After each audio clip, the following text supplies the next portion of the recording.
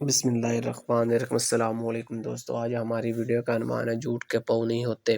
وہاب صاحب اپنے بیٹے ابوذر کو لینے کے لیے میدان میں پہنچے تو دیکھا کہ وہ اپنی کلاس فیلو اور دوست توصیف سے گپ شپ میں مصروف ہے۔ ادھر ابوذر تم کل اسکول کیوں نہیں آئے؟ توصیف نے باتوں باتوں میں پوچھ لیا۔ وہ دراصل ابوذر سے کوئی جواب نہ بن پا رہا تھا۔ ہاں، وہ بات یہ ہے کہ کل مجھے سر درد تھا اور معمولی بخار بھی، جس کی وجہ سے میں اسکول حاضر نہ ہو سکا۔ آج کچھ صحت بہتر ہے۔ ابوذر نے جھوٹ بول دیا۔ وہاب صاحب کو دیکھتے ہوئے وہ افسوس کرنے لگے کہ ان کا بیٹا جھوٹ بولتا ہے۔ ابوذر اور توصیف باتوں میں مشغول تھے۔ انہیں یہ خبر نہ تھی کہ وہاب صاحب ان دونوں کی گفتگو سن رہے ہیں۔ ابوذر، تمہارے ابو آئے ہیں۔ توصیف نے وہاب صاحب کو دیکھ لیا۔ ابوذر کو سامنے پا کر بوکھلا گیا۔ چلو بیٹا، شام ہو گئی ہے، گھر چلو۔ وہاب صاحب بظاہر تو مسکرا کر بولے، لیکن اندر ہی اندر وہ افسوس کر رہے تھے، وہ بہت دکھی بھی تھے۔ جی ابو، یہ کہہ کر ابوذر ان کے ساتھ چل دیے۔ تم نے توصیف سے جھوٹ کیوں کہا کہ تمہیں بخار تھا، جبکہ تم نے تو ایسے ہی چھٹی کر لی تھی؟ راستے میں وہاب صاحب نے اس سے پوچھا اور وہ بولا، ابو چھوٹے موٹے جھوٹ تو آج کل کے زمانے میں چلتے ہیں۔ ابوذر نے کہا، لیکن تمہیں ایسا نہیں کرنا چاہیے تھا۔ جھوٹ بولنا برے بچوں کا کام ہے، آپ تو اچھے بچے ہو نا؟ ابوذر نے مسکرا کر کہا تو وہ بولا، جی ابو، میں آئندہ کبھی جھوٹ نہیں بولوں گا۔ بہت خوب۔ ابو نے اس کے بالوں میں ہاتھ پھیرتے ہوئے پیار سے کہا، ٹھیک ٹھیک ٹھیک۔ دروازے پر کسی نے دستخط دی۔ ابوذر، بیٹا جا کر دیکھو کون آیا ہے۔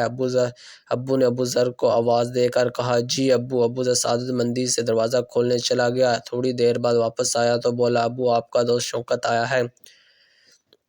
اوہو، جب دیکھو پریشان کرنے چلا آتا ہے، پتہ نہیں وہ کام ہی نہیں۔ اس سے بدتمیزی کہو۔ ابو غصے سے بول رہے تھے۔ ابوذر، اسے کہو ابو دفتر سے ابھی نہیں لوٹے۔ وہاب صاحب نے کہا۔ وہ دروازے کی طرف گیا اور کہنے لگا، انکل، ابو جان نے آپ کو بہت برا بھلا کہا ہے اور یہ بھی کہا ہے کہ اسے جا کر کہہ دو کہ دفتر سے نہیں لوٹا۔ معلوم نہیں انہیں جھوٹ کیوں بولا، ویسے وہ مجھے جھوٹ سے بچنے کا کہتے ہیں۔ ابوذر نے اداس نگاہوں سے دیکھتے ہوئے کہا۔ شوکت کو جھٹکا لگا اور وہ حیران ہو کر بولا، کیا وہاب مجھے برا بھلا کہتا ہے اور جھوٹ بھی بولتا ہے؟ مجھے اس سے یہ امید ہرگز نہیں تھی۔ شوکت چلا گیا اور ابوذر بھی اپنے دماغ میں کئی سوال لیے گھر میں آ گیا۔ شام کا کھانا کھانے کے بعد وہاب صاحب کے موبائل پر گھنٹی بجی۔ انہوں نے اسکرین پر دیکھا تو شوکت لکھا تھا۔ انہوں نے کال ریسیو نہ کی، مگر گھنٹی مسلسل بج رہی تھی۔ آخر تنگ آ کر انہوں نے کال ریسیو کی اور فون کان سے لگا کر کہا، ہیلو۔ دوسری جانب شوکت کی افسوس اور دکھ بھری آواز آئی، وہاب، تم سے یہ امید نہیں تھی۔ تم نے مجھے برا بھلا کہا، تمہارے بیٹے نے مجھے سب بتا دیا۔ اصل بات تو یہ ہے کہ تم دوستی کے لائق نہیں ہو، تم ایک نمبر کے جھوٹے انسان ہو۔ آج کے بعد تیری میری دوستی ختم۔ اتنا کہہ کر شوکت نے فون بند کر دیا۔ وہاب صاحب کو ابوذر پر غصہ آیا۔ انہوں نے اسے بلایا اور ڈانٹا، تم نے شوکت کو ہر وہ بات بتا دی جو میں نے اس کے بارے میں کہی تھی۔ ابو، آپ بھول گئے؟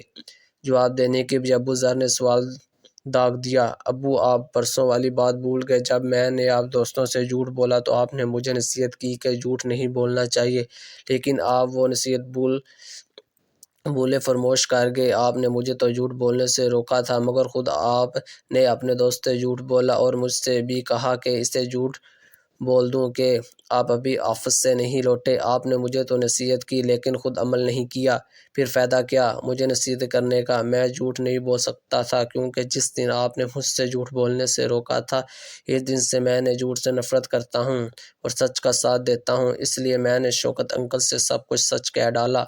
ابوذر نے اس قدر معصومیت سے کہا کہ وہاب صاحب کو اس پر بے ساختہ پیار آ گیا۔ بیٹا، تو سچ کہتے ہو میں جھوٹ بولتا ہوں؟ اب میں بھی تمہاری طرح اچھا بچہ اور سچا بولنے والا بچہ بن گیا ہوں۔ کیا ابو آپ بچے ہیں؟ ابوذر نے حیرانگی سے کے عمل میں پوچھا۔